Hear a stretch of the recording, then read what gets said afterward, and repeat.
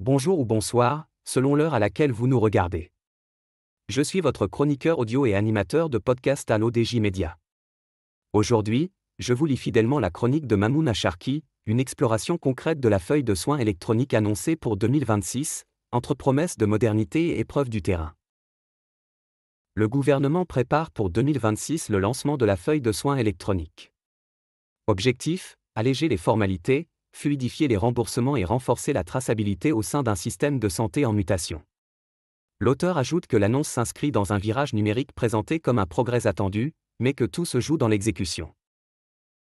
Dossier médical, le virage numérique l'annonce à tout d'un progrès attendu. En 2026, la feuille de soins électronique devrait remplacer le papier, avec l'ambition de raccourcir les délais de remboursement et d'assainir les circuits. Sur le papier, c'est le cas de le dire, la promesse est séduisante. Chaque acte saisi en temps réel, des flux sécurisés vers les organismes payeurs, moins d'erreurs et de pertes, l'argumentaire semble imparable. Pourtant, la réussite d'un tel chantier ne se mesure pas à la seule élégance des schémas techniques, mais à l'épreuve du terrain, là où les files d'attente ne disparaissent pas par décret. Le cœur du dispositif, l'interopérabilité, exige une partition sans fausse note entre hôpitaux, cabinets, pharmacies et assureurs. Or, les systèmes d'information de santé, morcelés et hétérogènes, ne s'alignent pas en un claquement de doigts. Former les soignants, accompagner les patients, financer les mises à niveau et maintenir l'existant pendant la transition, autant de coûts cachés que l'enthousiasme numérique évoque rarement. Le risque n'est pas tant l'échec technique que la création d'un nouveau fossé entre établissements bien outillés et structures à bout de souffle. L'auteur pense que la transparence annoncée ne vaut que si la confiance est bâtie et prouvée techniquement. La transparence promise repose sur une pierre angulaire, la confiance. Les données médicales, parmi les plus sensibles, ne supportent ni la hack sans grave peu près ni les compromis. Qui accède à quoi, quand et pourquoi ? Combien de temps sont-elles conservées ? Quelle garantie contre les usages secondaires ? Le citoyen n'attendra pas une brochure, il demandera des preuves.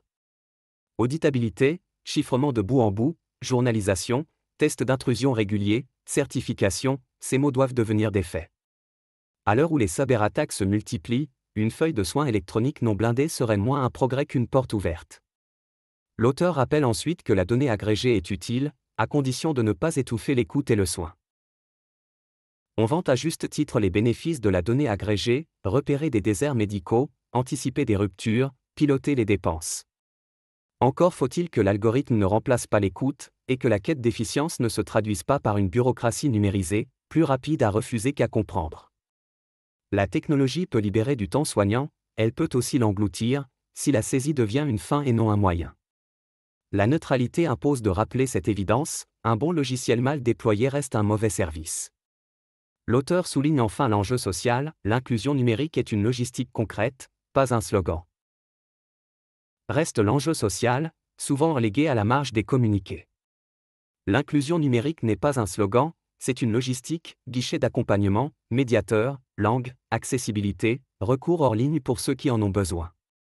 Si 2026 doit être un cap, il gagnera à être progressif, vérifiable et réversible, avec des indicateurs publics, délais de remboursement, taux d'erreur, incidents de sécurité, satisfaction des usagers.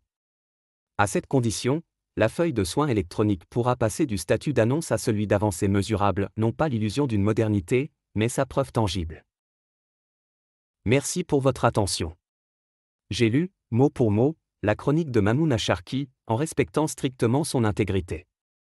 Rendez-vous pour la prochaine chronique, même rigueur, même promesse, une lecture fidèle et claire, au service du débat public.